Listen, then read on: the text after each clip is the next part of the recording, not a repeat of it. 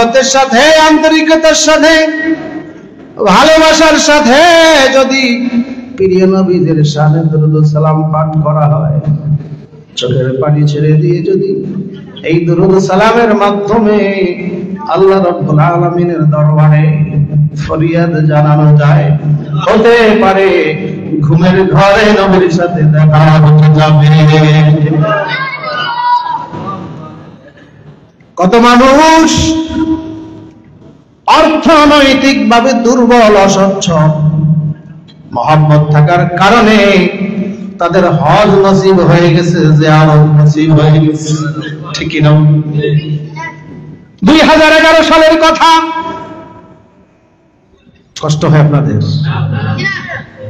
একজন রিকশাওয়ালা রিকশায় করে যাত্রী টানে, একজন ভদ্রলোক মার্কেট থেকে কেনাকাটার পরে ডাক দিয়েছে, ও রিকশাওয়ালা, রিকশাওয়ালা হাজির, এত নম্বর বলক, এত নম্বর রোড, এত নম্বর বাড়ি, যাবা কিনা?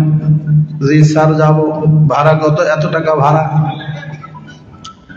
কিছু দূর যাওয়ার পরে শহরের নামাজের আজান হয়ে গেছে।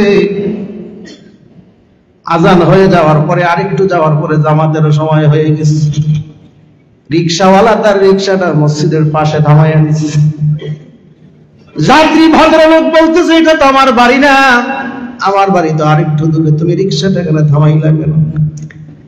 রিকশার ড্রাইভার বলতেছে, স্যার আমি যদিও রিকশা চালাই, গরিব মানুষ, কিন্তু নামাজ 5 ওয়াক্ত জামাতে পড়ি,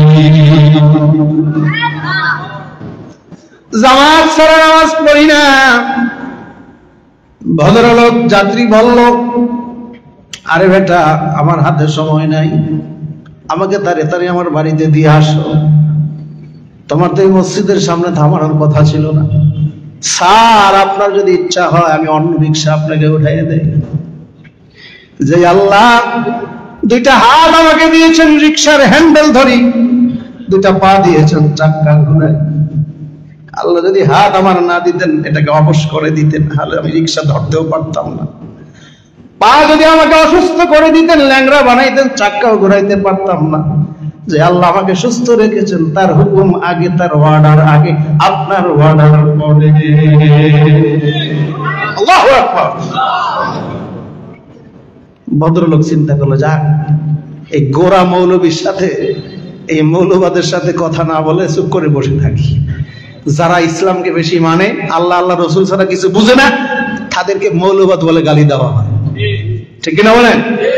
মৌলবাদের গালিকে আমরা গালি মনে করি না, এটাকে আমরা ভাগ্য মনে করি, সৌভাগ্য মনে করি। এটা যদি আল্লাহ কবুল করেন, আমার জান্নাতে যাওয়া সহজ হয়ে যাবে। জান্নাতে যাওয়া কি হয়ে যাবে? সহজ হয়ে যাবে। থাক, যাও তুমি নামাজ পড়ে আস। কি করছো নামাজ পড়ে জীবন? এই রিক্সাই তো চালাইছো, নাউজুবিল্লাহ বলেন। আর কি রিক্সাই তো চালাইছো, নামাজ পড়ে কি করছো? নাউজুবিল্লাহ বলেন, আবারও নাউজুবিল্লাহ বলেন।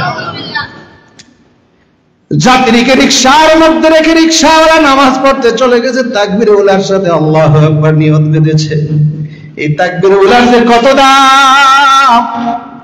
ওই রিকশার যাত্রীর, বাড়িওয়ালার বাড়ি, গাড়িওয়ালার গাড়ি, দোকানদারের দোকান, সব যদি বিক্রি করা হয়, মা বাইনাস সামাওয়াতি ওয়াল আরদ, আসমান জমিনের মাঝে যা আছে সব যদি বিক্রি করা হয়, তাকবীর উলার সমান মূল্য কি হবে? কে বোঝে? সে তো বোঝে না এই তাকবীর উলার কত দাম। রিকশাওয়ালা নামাজ পড়তে পেরে কত যে খুশি, কত যে আনন্দিত।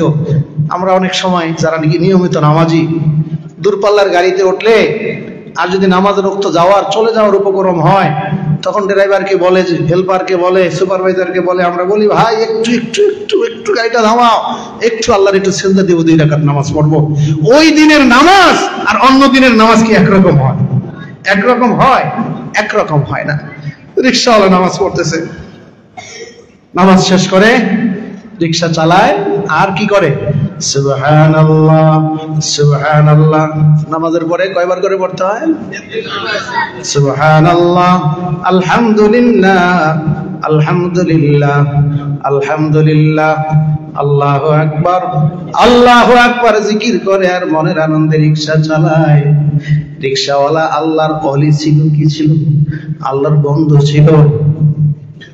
রাসূল পাক সাল্লাল্লাহু আলাইহি ওয়াসাল্লামকে সাহাবায়ে কেরাম জিজ্ঞেস করলেন, সুইলা রাসূলুল্লাহ সাল্লাল্লাহু আলাইহি ওয়াসাল্লাম মান আউলিয়াউল্লাহ, আল্লাহর নবী গো আল্লাহর ওলি কারা? সুবহানাল্লাহ। সাহাবায়ে কেরাম কোনো প্রশ্ন বাকি রাখেন নাই, কোন জিজ্ঞাসা বাকি রাখেন নাই। যদি রাখতেন তাহলে আমাদের কষ্ট হয়ে যেত। কি বলেন? মান আউলিয়াউল্লাহ, আল্লাহর ওলি কারা?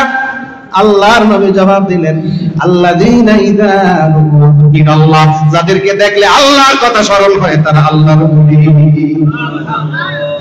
বন্ধুরা আমার, রিকশাওয়ালা রিকশা চালায়, রিকশাওয়ালার জিকিরে আর নামাজে সহবাতে সালে তোরা সালেহ গুনাহ, সহবাতে তলে তোরা তলে গুনাহ, এক জামানা সহবাতে বা আউলিয়া বেহতর আসদ সালাত আত বেরিয়া।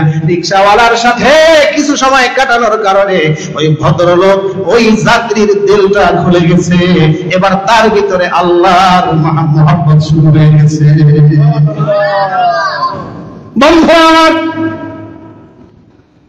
যাত্রী পিছন থেকে জিজ্ঞেস করে, ও রিকশাওয়ালা, মহব্বত তৈরি হয়ে গেছে রিকশাওয়ালার সাথে। একটা প্রবাদ আছে, মাওলাহুল মাওলা ফালাহুল কুন, আল্লাহ যার জন্য হয়ে যায় তার জন্য সবকিছু সহজ হয়ে যায়।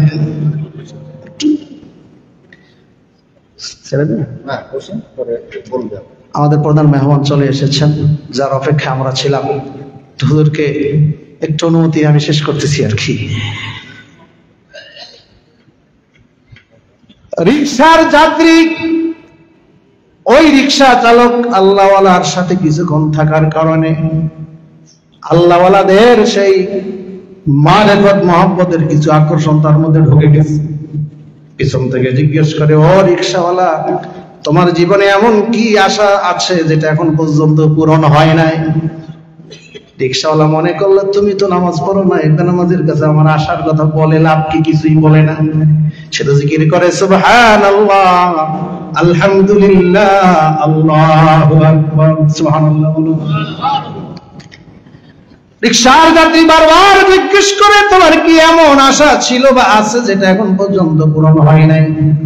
বারবার জিজ্ঞাসা করার কারণে রিকশাওয়ালা ড্রাইভার সামনে থেকে চোখের পানি ছেড়ে দিয়ে বলতেছে, ভাই, আপনার কাছে বললে কি লাভ হবে? কই বলো দেখি কোনো লাভ হয় কিনা। দৈনিক যেই আল্লাহকে 5 ওয়াক্ত নামাজের মধ্যে 32 রাকাতে 64টা সিজদা দেই, সুবহানাল্লাহ। কয় রাকাত? ফরজ 17 রাকাত, সুন্নতে মুআক্কাদা 12 রাকাত। বিতরের নামাজ আপনাদের এলাকায় কয় রাকাত? 3 রাকাত আছে তো? রাইখেন, আবার 1 রাকাত বানায়েন না। অনেক জায়গায় 1 রাকাত বানায় ফেলাইছে। কি বলেন? কমন দরকার নাই। আমরা ওলিয়া উলিয়া ওলামায়ে কেরাম থেকে যেটা শিখেছি আমরা ওইটার উপরে থাকি। এখন নতুন ফেতনাবাজদের 1 রাকাতে আপনারা পড়বেন না, ঠিক আছে? তারাবির নামাজ কয় রাকাত পড়েন? 20 রাকাত পড়েন তো?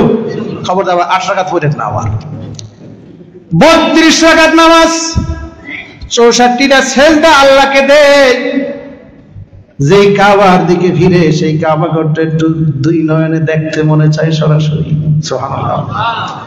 যেই নবীর শানে দুরূদ সালাম পাঠায়, জন্মের পর থেকে যেই নবীর মহব্বত ভালোবাসাকে দিলের মধ্যে লালন পালন করি, সেই নবীর রওজা মুবারকের পাশে দাঁড়ায়া সরাসরি একটু সালাম দিতে মনে চায়।